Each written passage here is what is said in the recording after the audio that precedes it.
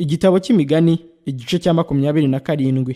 Ntukiratane iby'ejo, kuko utazi icyo uwo munsi uzacyana. Aho kwishima washimwa n'undi ndetse n'umushyitsi, ariko atari ururimi rwawe wishimisha. Ibuye riraremereye, umusenyi ni umutwaro, ariko uburakari bw'umupfapfa burusha byombi kuremera. Uburakari butera urugomo, kandi umujinya umeze nk'isuri. Ariko ninde washobora kwihanganira ishyari?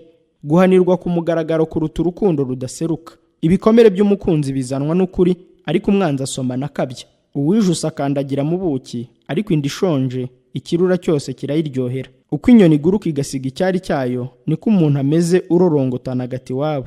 Nk'uko amadahano y'imibavu anezeza umutima, niko umuntu aryoherwa n'inama ivuye mu mutima w'inshuti ye.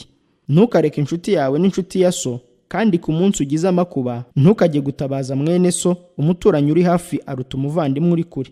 Mwana wanjye, gira ubwenge kandi unezeze umutima wanjye, kugira ngo mbone uko nsubiza untutse. Umunyamakenga iyo abonye ibibi bije arabyikinga, ariko umuswa arakomeza akabijyamo akababazwa nabyo. Uwishingiye umushyitsi umwaka umwambaro weho ingwate, uwishingiye umugore w'inzaduka umenye ko ari inshingano. Uzinduka kare cyane akajya gushima inshuti ye asakuza, bimubera nk'umuvumo.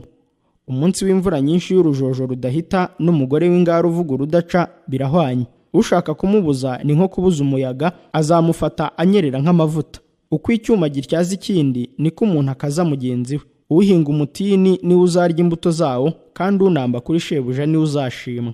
Nk'uko amaso y'umuntu arebana n'ayo mu mazi, niko umutima w'umuntu ureba mu wundi. Ikuzimu n'irimbukiro ntihahaga, niko n'amaso adahaga kurora. Uruganda rutunganya ifeza, n'itanura ritunganya izahabu, kandi umuntu ageragezwa n'ibyo bamwogeza.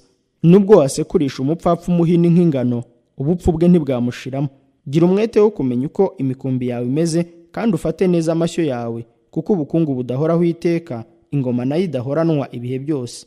Ubwatsi bukuze buracibwa bukarundwa hakamera ubushya, kandi ibyatsi byo mu misozi bigakoranirizwa mu rugo. Abana b'intama bakubera imyambaro, kandi ihene zivamo izigurwa umurima, nayo amahenehene azaba yo kunyobwa nawe, aguhaze n'abo mu rugo rwawe, ndetse atunge n'abaja bawe.